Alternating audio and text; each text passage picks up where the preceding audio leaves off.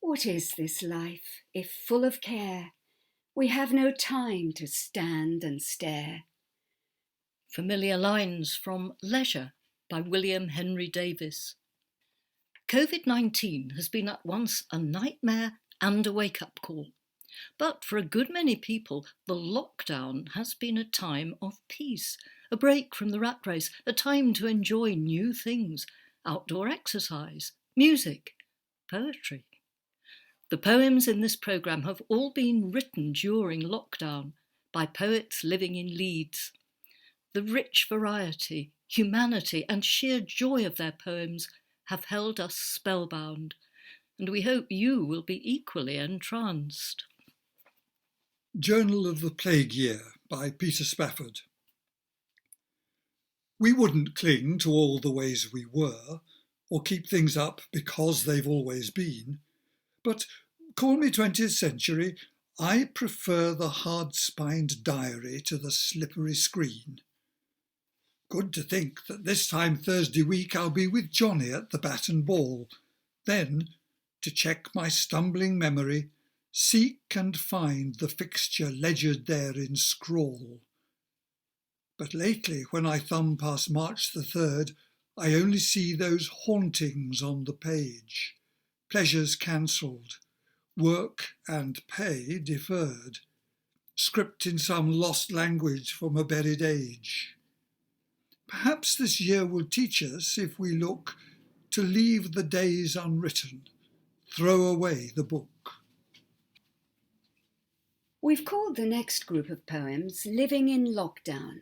Whatever you have been doing, whether it's developing new skills or discovering old ones, be it singing, dancing, gardening, DIY, bread making, or wielding a paintbrush, there are also daily routines that must be done. James Nash reminds us that dogs still need walking, and it gives the poet time to reflect. Meanwood Park in a time of coronavirus. The dog is limping. He can run but not walk, a wobbly stiffness in each arthritic leg. I know how he feels, though he cannot talk about the limits put on him by age.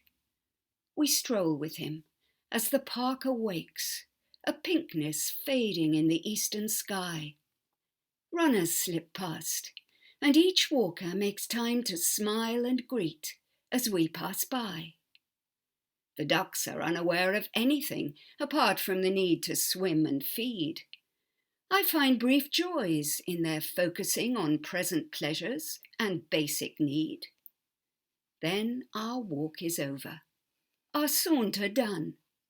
Dog and I moving freely, our stiffness gone. Even in these socially distanced times, there's also room for Elements of Love by Nelly. I'll hang words from every tree with paper made from pulp and fabric from the flaxen seed and elements of love. Come, elder, help me to begin. Come, beech, my writing muse. Come, apple, speak of pure delight. Come, holly, howling grief. I'll strip the willow to the bone and hide my secrets there. Upon the leaves of mountain ash, a poem of despair. The birch will bear a verse of hope, sorrow and pain the yew. The giant oak, longevity, the hazel, what is true. Strange fruit, no doubt, these trees will bear when harvest time is here, and truth and lies will tumble down when autumn winds blow near. The world is turning on its heels, our dreams fly like the dove. The sweet sound of unspoken words and elements of love. Milkman by James Nash. These uncertain times call out for joy, for cherry blossom, for sky and sea, for the yellow sand which acts as a buoy in these still sad tides of humanity. Last week the milkman texted me, Monday's milk still by our step and sour, to see if we were safe, and if we needed more milk, I replied within the hour. As a blackbird sang from a garden post 70 miles away from cityscape, we were completely fine. We were not lost, but how his human kindness gave me hope. Blackbird and milkman, both of you, not wrong, differing notes, but singing the same song. The richest silver lining on the COVID cloud is surely our large-scale return to the natural world for observation and inspiration. Meanwood Beck by Doug Sandle. You have many names, Addle and Carbeck, Lady Beck, Mabgate, Sheepscar, Timble and Wortley Beck, to name a few. They mark and claim the places you travel wet through, streams sprung from Chevin Marsh to City River wide, and then the ocean too. Meanwood Beck is how I know you best, waggling over rock, weir and sandy silt, burbling and babbling from Addle Way. In summer, your lilting ripples sing with birds at dawn, until darkening dusk you trickle down their murmured day. Winter, you rage through valley and glen, crack bridges, uproot and sometimes flood, rush down from the harsh cold of deserted moor. You freeze still in whitewashed parks, as sledging children play in flurried snow and dare to skate on your ice-locked down floor. You bring presents to a past that has gone.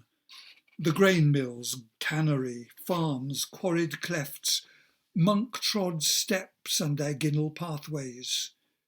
You are goits, weirs, ponds and workers' homes, planted shrubs and monuments of stone, from what, some might say, were grander days.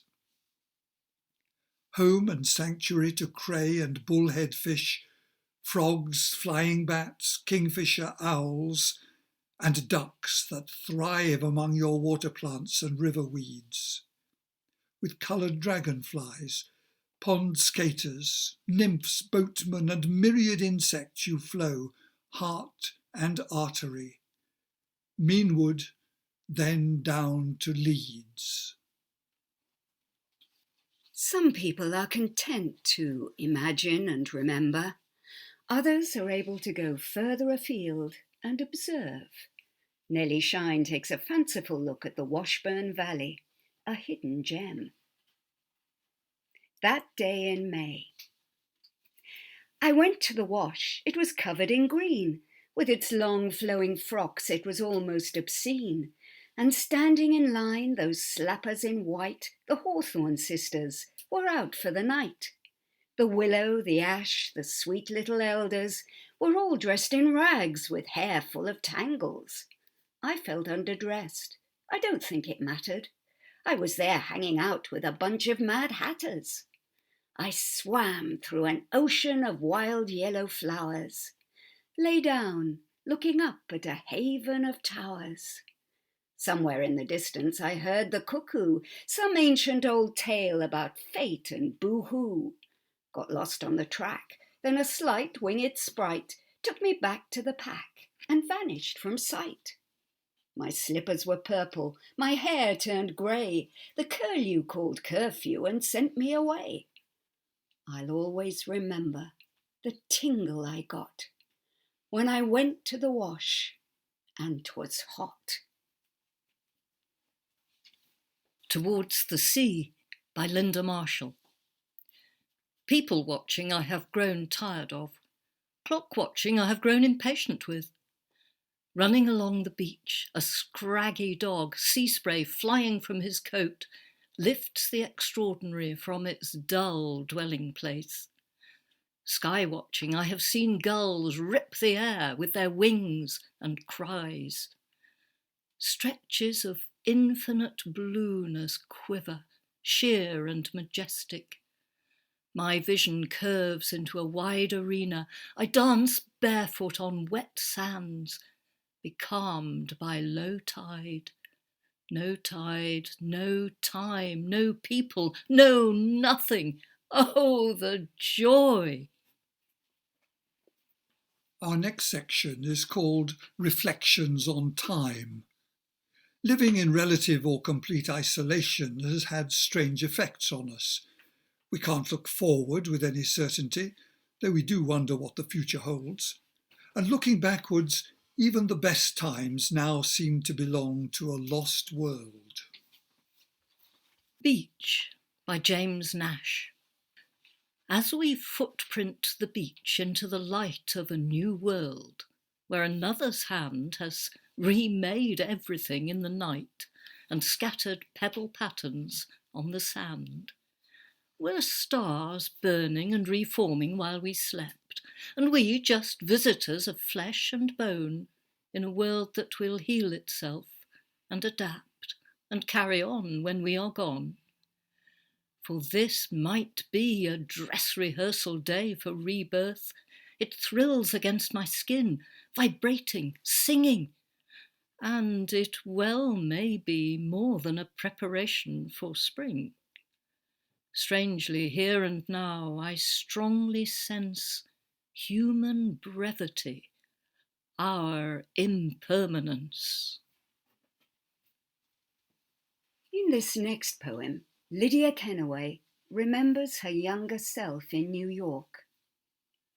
Gymnastics for girls. In that class of 11-year-olds, Miss Bardolino was like a version of ourselves, who was allowed to wear eyeliner and a whistle around her neck. Small, even with the bouffant, but strong. I longed for her nod, her thumbs up, and called her Coach. Sure, Coach. You got it, Coach. I loved the trampoline. I wore a harness, and Coach controlled the overhead rig, hauling on the rope from her spot on the floor, buying me a second or two so I'd get the feel of a new move. She had the power to stop time, and she could make me hover, flip, bounce, soar, hover. Over the summer vacation, I turned 12 and became a woman. Mom bought me stockings, a girdle, and a bra. Oh, cross my heart and hope to die. And my muscled thighs wore a quilt of cellulite. In September, Coach looked up at me and said, "What have they been feeding you?" On the trampoline, I adjusted my harness and went bounce, bounce, bounce. And Coach, on the end of the rope, went up when I went down and down when I went up, until she shouted, "Whoa!" We sat side by side in the bleachers. No, I didn't want to run the track instead. I wanted Coach to do what she was supposed to do. Hold me in the air. Stop time. Our final 3 poems look ahead to life after lockdown, with all its possibilities. The Actuary by Lydia Kennaway.